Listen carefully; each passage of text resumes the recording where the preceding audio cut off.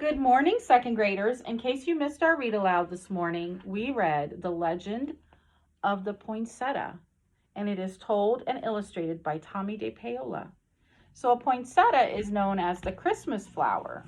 This is an artificial poinsettia flower. So in this story, we will hear how it became a Mexican tradition during Christmas time to use these flowers.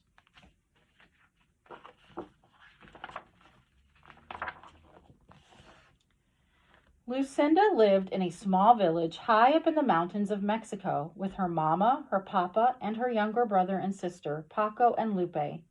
Papa worked in the fields with their burro, Pepito. Burro is the Spanish word for donkey.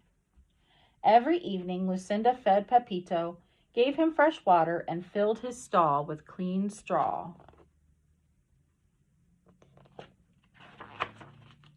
At home, Lucinda helped Mama clean their casita, their little house, and pat out the tortillas for their meals. She took care of Paco and Lupe, and each evening they went to the shrine of the Virgin of Guadalupe near the front gate to see if fresh candles were needed. But not every day was a work day. On Sundays, the family went to San Gabriel in the square where Padre Alvarez said the Mass. And all through the year, there were fiestas, which is the word for party, and holy days, which always began with a procession that wound through the village and ended in San Gabriel. So like a parade that ends at their church. Their church is called San Gabriel. One day, close to Christmas, La Navidad, Padre Alvarez came to their casita. Ah, Señorita Martinez, buenos dias, good day. Padre Alvarez said, I am here to ask you about the blanket which covers the figure of the baby Jesus in the Christmas procession. We have used the same one for so many years, it is almost worn out. Because your weaving is so fine, I have come to ask if you would make a new one. Mi padre, Lucinda's mother said, I will be honored, and Lucinda will help. On Saturday, Lucinda and Mama went to the market to buy the wool for the blanket. They chose the finest yarn they could find. At home, Lucinda helped Mama dye the wool the colors of the rainbow. Those colors will shine throughout the church, Papa said, as he watched Lucinda and Mama string the yarn on the loom. As Christmas drew closer, everyone in the village was busy. All the mamas were making gifts to place at the manger of the baby Jesus in the church. The papas worked together, putting up the manger scene in San Gabriel. Lucinda and the other children went to the church for singing practice for the Christmas Eve procession, when everyone would walk to San Gabriel, singing and carrying candles. Once inside, Padre Alvarez would lay the figure of the baby Jesus in the manger, and the villagers would go up and place their gifts around it. Our gift will be the blanket for the baby Jesus, Lucinda told her friends. I am helping Mama make it. One afternoon, a few days before Christmas Eve, Lucinda and the children were singing in the church when Senora Gomez came hurrying in. Lucinda, you must come home. Your mama is sick, and your papa has taken her down to the town to see the doctor. You must take care of your brother and sister until your papa returns tonight. Lucinda was frightened. Mama had never been sick before. When she got home, Paco and Lupe were crying too. They were frightened too. Lucinda tried to comfort them.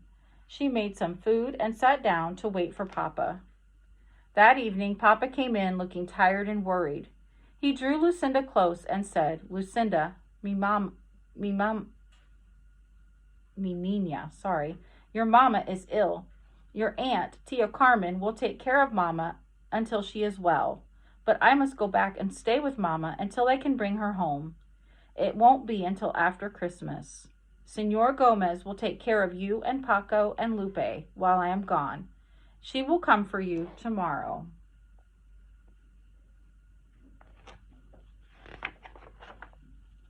The next afternoon, Lucinda overheard two women talking. Lucinda's mama is ill. She won't be able to finish the blanket for the procession. Isn't it a shame? See, the other woman said. We are all so disappointed. Padre Alvarez will have to use the old worn-out one. When Lucinda went home to feed Pepito and get clothes for Paque, Lupe, and herself, she looked at the unfinished blanket on the loom. Perhaps I can finish it, she thought. But when she sat down and tried to weave, the yarn got tangled. The more she tried to untangle it, the worse it got. It was no use. She could never finish it by herself.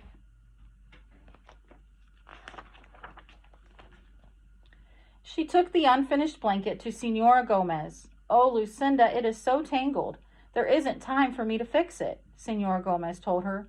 Tomorrow is Christmas Eve. Lucinda started to cry. It was her fault. The blanket was ruined. Her family wouldn't have a gift to place at the manger of baby Jesus. Don't worry, Lucinda. We will all go to the procession together. Lucinda didn't say anything, but in her heart, she felt that she had ruined Christmas. Come, Paco, come, Lupe. It is time to go to the procession, Senora Gomez called on Christmas Eve. Where is Lucinda? She was nowhere to be found. Lucinda was hiding. From the shadows, Lucinda watched everyone gather for the procession. The candles were lit, the singing began, and the villagers walked to San Gabriel, carrying gifts to place at the manger. Lucinda walked along in the darkness and watched the procession go into the church, followed by Padre Alvarez carrying the baby Jesus.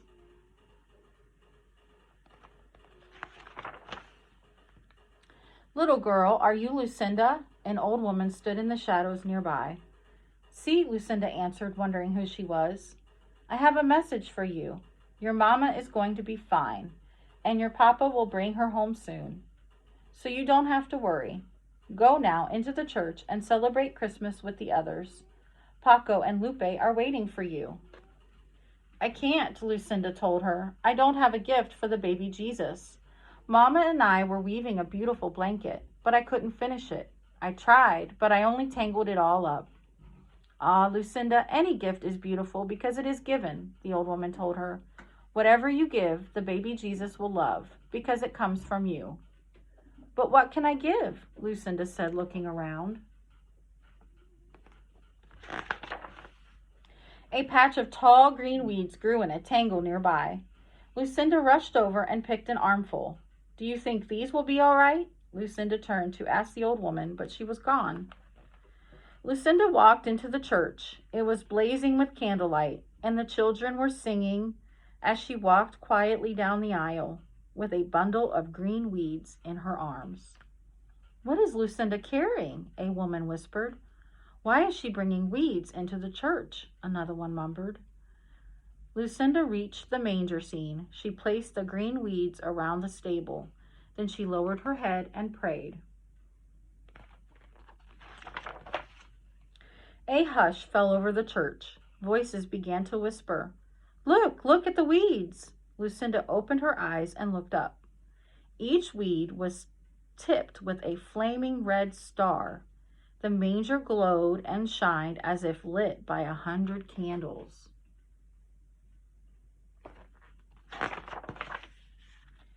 When everyone went outside after the Mass, all the clumps of the tall green weeds throughout the town were shining with red stars. Lucinda's simple gift had indeed become beautiful. And every Christmas to this day, the red stars shine on top of green branches in Mexico.